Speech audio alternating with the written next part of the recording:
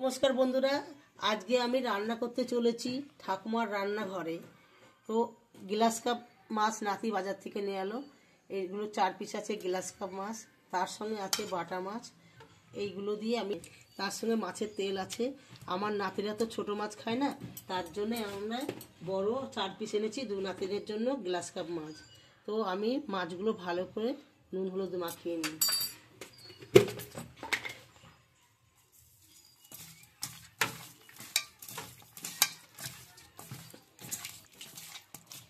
মাছগুলো আমি নুন হলুদ ভালো করে মাখিয়ে নিয়েছি।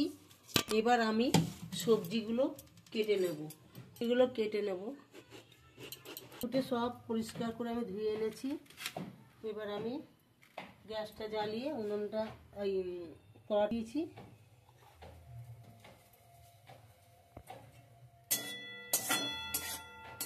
আছে 2টো শুকনো লঙ্কা, একটা তেজপাতা, আর এই ধনে পাতাগুলো একটু নাড়াচাড়া করে, মানে গোটা ধনে আমি একটু নাড়াচাড়া করে নিচ্ছি।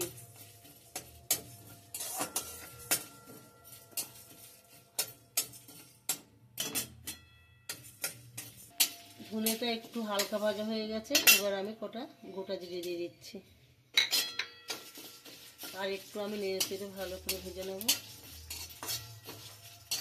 ধনে জিরে লঙ্কা আমার তেজপাতা ভাজা হয়ে গেছে। এবার আমি নামিয়ে নিচ্ছি। কড়াইটায় এবার আমি তেল দিয়ে দিচ্ছি। তেল গরম হয়ে গেছে, তেলের মধ্যে আমি এবার মাছগুলো দিয়ে দিচ্ছি।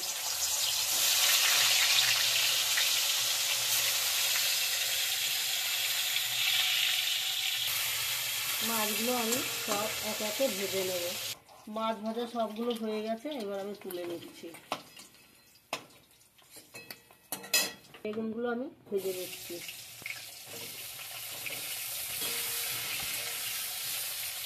বেগুনগুলো ভাজা হয়ে গেছে, বেগুনগুলো তুলে নিচ্ছি। তা ফোড়ন দিয়ে দিচ্ছি।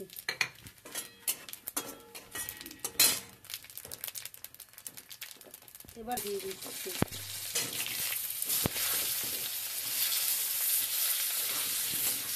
করে নিয়েছি। এবার ওলকপিগুলো দিয়ে দিচ্ছি।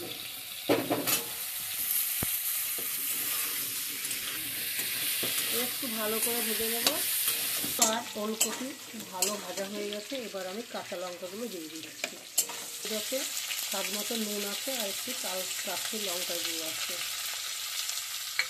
আমি একটু জল দিয়ে নাড়াচাড়া করে নেব ভালো করে।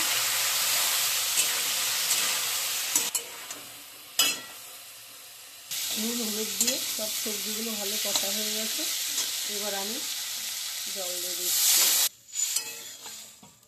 8-9 মিনিটের জন্য চাপা দিয়ে দিচ্ছি। চাপাটা আমি খুলে দিচ্ছি। মাছের ঝোলটা প্রায় হয়ে এসছে। আমি ভাজা বেগুনগুলো দিয়ে দিলাম।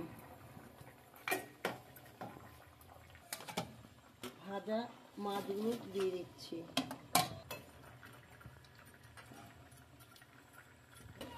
ধুনে জিরে ভেজে রেখেছিলাম, সেটা আমি হামাল দিতে করে নিয়েছি। এবার এটা আমি দিয়ে দিচ্ছি। ধনে পাতাটা ছড়িয়ে দিচ্ছি। আবার 2-3 মিনিটের জন্য চাপা দিয়ে রাখছি। মাছের ঝোলটা হয়ে গেছে আমার। এবার চাপাটা আমি খুলে নিচ্ছি। আর দারুণ তো দেখতে। একটা অন করে নিলাম। এবার আমি মাছের ঝোলটা ঢেলে নিচ্ছি। ওলকপি, আলু, বেগুন আর বাটা মাছ আর গ্লাস কাপ মাছ দিয়ে আমার ঝোলটা হয়ে গেছে। আপনারা এইভাবে রান্না করে খাবেন, খুবই টেস্টি হবে। আর আমার রান্না দেখে যদি আপনাদের ভালো লাগে, তাহলে আপনারা সবাই আমার সাথে থাকবেন। কালকে আবার এই ঠাকুমার রান্নাঘরে দেখা হবে।